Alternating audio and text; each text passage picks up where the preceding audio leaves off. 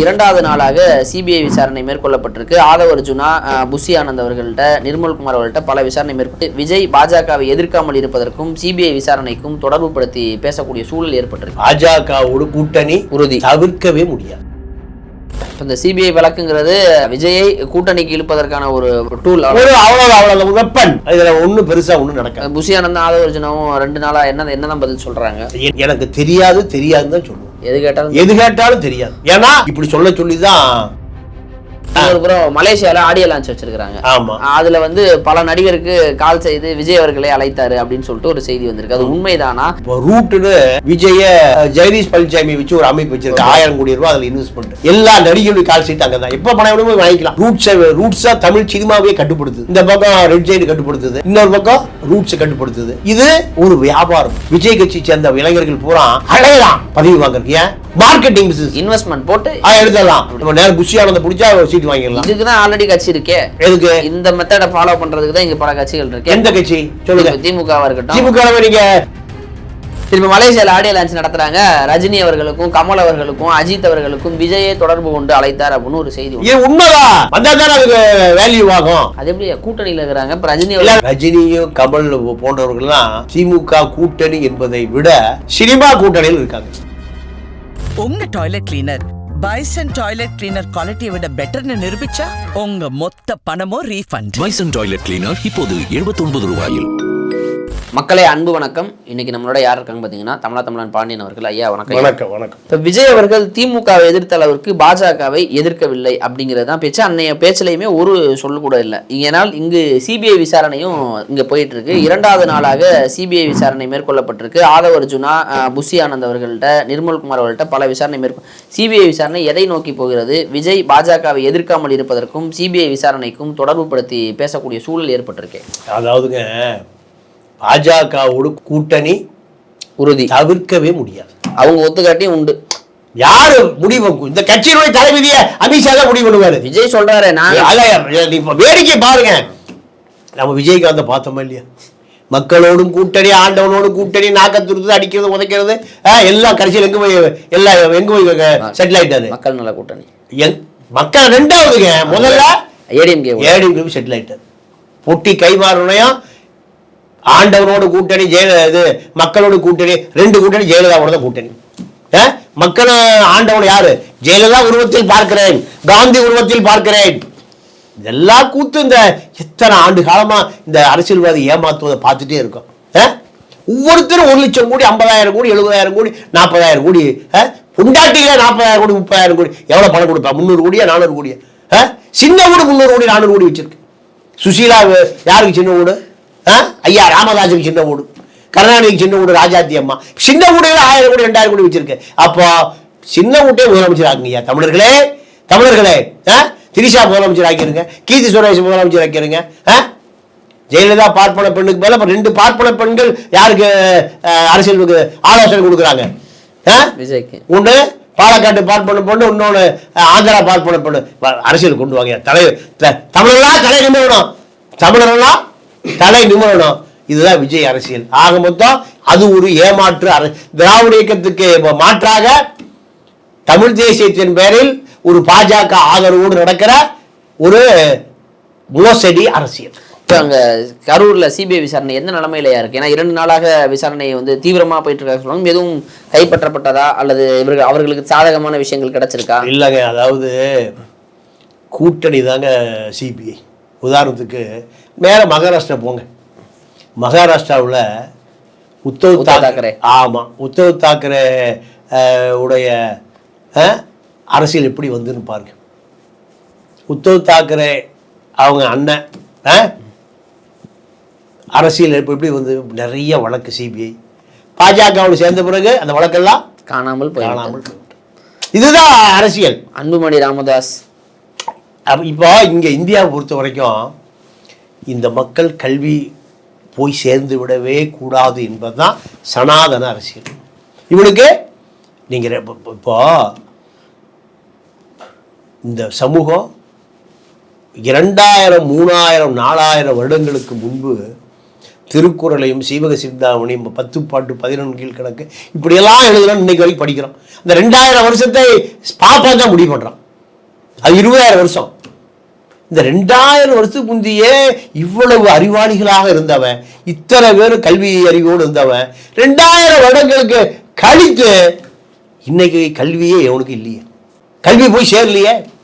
கல்வி இன்னைக்கு 50 வயசு இருக்கிற ஆணோ பெண்ணோ சென்சஸ் எடுங்க, 80% கல்வி இல்லை. 80% டாஸ்மார்க்கு 1 கோடி பேர் இருந்துச்சு காலையில் போகிறானே, அவ்வளோ என்ன பிஹெச்டி படித்தோன்னா MBA முடித்தோன்னா அவங்க மூஞ்சிகளை பாருங்க, ஒரு நாள் கேமரா வச்சுட்டு பாருங்க. குளிச்சு 1 மாதம் ஆகிருக்கும், சேவிங் பண்ணி 6 மாதம் ஆகிருக்கும், இந்த அது லுங்கியும் சட்டை மாற்றி 3 மாதம் ஆகிருக்கும். கூலி வேலைக்கு போவான், வண்டி இழுப்பான், மூட்டை தூக்குவான். 1 கோடி பேர் இப்படி நிலைமையில இருக்கான். 5280 டாஸ்மார்க் கடை இருக்கு. எவ்வளோ வியாபாரம்? 50,000 கோடி. இந்த 50,000 கோடி 1 கோடி பேர் தான் கொடுக்குறான். அப்போ இவனுக்கு என்ன அரசியல், என்ன கல்வி, அவனுடைய சந்ததி எப்படி இருக்குன்னு கொஞ்சம் யோசிச்சு பாருங்க. அந்த டாஸ்மார்க் கடையில் போய் ஒரு நாளைக்கு தமிழ்நாட்டுடைய நிலைமையை பாருங்க, வேற ஒன்றும் பார்க்க வேண்டாம். 50 வயசுல அவன் செத்து போயிடுவான். பதப்படுத்தப்படாத எரிசாராய மொலாசஸை அப்படியே சேவப்பு கலர்ல சாயத்தை கொடுக்குறான், அவ்வளோதான். 200 ரூபா, 250 ரூபா, 200 ரூபா. அப்போ இது என்ன பண்பட்ட சமூகமா, பக்குவப்பட்ட சமூகமா? 2000-3000 வருடங்களுக்கு முன்பு, நீங்க 1000 வருடங்களுக்கு பின்பு தமிழனுக்கு எந்த இலக்கியமே கிடையாது. இதெல்லாம் எப்போ இலக்கியம்? 2000 வருடத்துக்கு முன்பு இலக்கியம். அப்போ இந்த சமூகம் பண்பட்ட சமூகமா? இது அறிவாளி சமூகமா? மலையாளி விழித்துக் கொண்டான், கல்வி கம்யூனிசம் அவனை விழித்துக் கொள்ள வைத்திருக்கிறது. இங்க அடுத்த சினிமா தியேட்டர் எங்க? விஜய் தான். இப்போ இந்த சிபிஐ வழக்குங்கிறது விஜயை கூட்டணிக்கு இழுப்பதற்கான ஒரு டூல், அவ்வளோ வெப்பன்.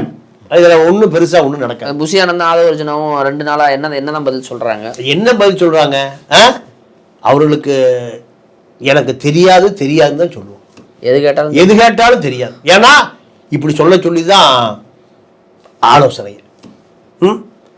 மீதி நாங்கள் பார்த்துக்கிறோம். தெரியாதுன்னு சொல்லி அதை வேணும். அது இதுக்கு அனுமதிக்கிறது, சட்டம் அனுமதிக்கிறது, சட்டம் அனுமதிக்கிறது. நாங்கள் பார்த்துக்கிறோம். கூட்டம் வரும்னு தெரியாதா? கூட்டம் வரும் என்று எங்களுக்கு தெரியாது. எங்களுக்கு தெரியாது. அசம்பாவிதம் தெரியாது. எங்களுக்கு தெரியாது. பலர் கத்தினார்கள், தெரியாது. சிசிடிவியில் தெரியாது. இப்படிதானே கேரவனுக்கு என்ன நடந்தது தெரியாது. எதுவுமே தெரியாது. இப்ப இதெல்லாம் தெரியாது. இப்ப சிபிஐ விசாரணை நீங்க இதை நோக்கி தான் நகருங்கிறீங்க. இன்னொரு புறம் மலேசியால ஆடியோ லான்ச் வச்சிருக்காங்க. அதுல பல நடிகருக்கு கால் செய்து விஜய் அவர்களை அழைத்தாரு அப்படின்னு சொல்லிட்டு ஒரு செய்தி வந்திருக்கு. அது உண்மைதானா? அங்க ஏன் மலேசியாவில் நடத்துறாங்க, இங்க நடத்தாம மலேசியாவில் நடப்பதை எப்படி பாக்குறீங்க? இல்லைங்க, அது இது வியாபாரம், கமர்ஷியல். இப்போ ரூட்டுன்னு விஜய ஜெகதீஷ் பழனிசாமி வச்சு ஒரு அமைப்பு வச்சிருக்கு. 1000 கோடி ரூபாய் அதில் இன்வெஸ்ட்மெண்ட். எல்லா நடிகர்களுடைய கால் சீட்டு அங்கே தான். எப்போ பணம் வேணுமோ வாங்கிக்கலாம். எந்த நடிகர் எப்போ பணம் வேணுமோ வாங்கிக்கலாம். ரூட்ஸாக தமிழ் சினிமாவே கட்டுப்படுத்துது. இந்த பக்கம் ரெட் ஜெயிண்ட் கட்டுப்படுத்துது, இன்னொரு பக்கம் ரூட்ஸை கட்டுப்படுத்துது. இது ஒரு வியாபாரம். 1000 கோடி 2000 கோடி இருக்க தொழில். நீங்கள் மலேசியாவில் இசை வெளியீடுகளை வச்சிங்கன்னா அது ஒரு வியாபாரம். ஏதாவது ஒரு சேனலுக்கு பல கோடிக்கு விற்பாங்க. வியாபாரம் தனியா நடக்குது. இது அரசியல் வியாபாரம் தனியா நடக்குது. ஏதாவது ஒரு சேனலுக்கு முதல்ல சன் டிவிக்கே எடுத்துருவாங்களா? சன் டிவி அட்வான்ஸ் கொடுத்துருந்தா சொல்றாங்க. சன் டிவி அந்த படத்தை கேட்கறாங்க. எதை? ஜனநாயகனை 500 கோடி எடுத்தியா, 200 கோடி லாபம், 700 கோடி எனக்கு கொடுன்னு கேட்கறாங்க. அது பிசினஸ். அதுக்கு எதுக்கு சம்பந்தமே இல்லை. இதுக்கு சம்பந்தமே இல்லை. கட்சி பிரச்சனை கட்சி பிரச்சனை வேற.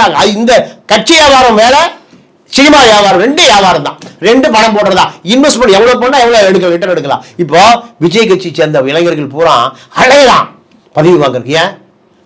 கவுன்சிலர் ஆயிடலாம், எம்எல்ஏ ஆயிடலாம், நகராட்சி தலைவர் ஆயிடலாம், பேரூராட்சி தலைவர் ஆயிடலாம். எவ்வளவு போடணுமோ அவ்வளவு எடுத்துடலாம்.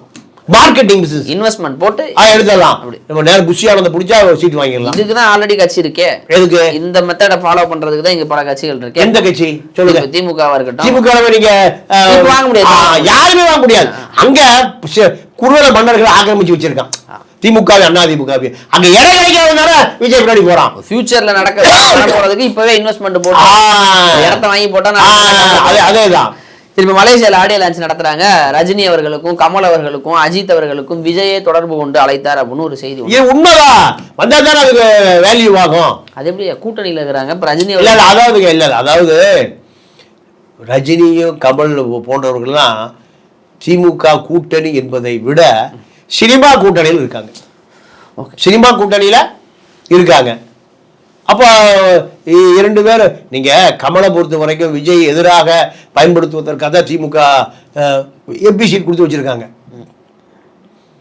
விஜய் எடுத்து அவர் இப்போ எம்பியாக இருக்கார், பிரச்சாரம் பண்ணுவார்னு சொல்லி. ஆனால் வேணா பாருங்க, அதிமுகவை கமலுக்கு நடராஜன் மூலம் 100 கோடி ரூபாய் 200 கோடி ரூபாய் தர்றோம், நீ எங்களுக்கு பிரச்சாரம் பண்ணு நடராஜன் பேசுகிறார்.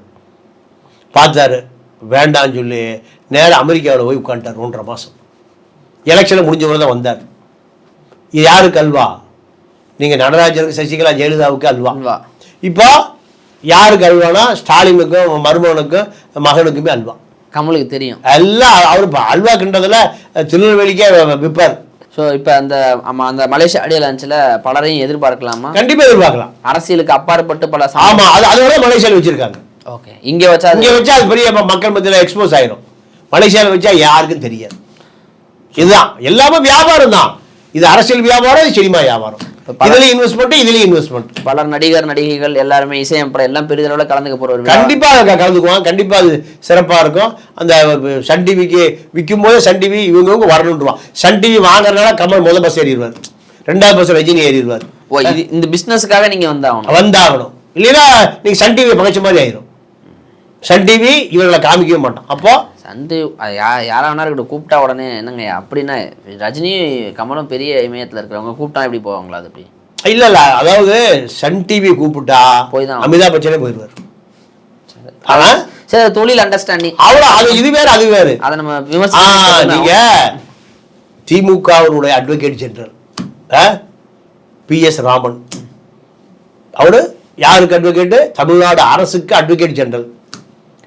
கள்ள லாட்டரியில் மாட்டிக்கிட்டாரு ஆதவர்ஜுனாவுடைய மாமனார் மார்ட்டின்.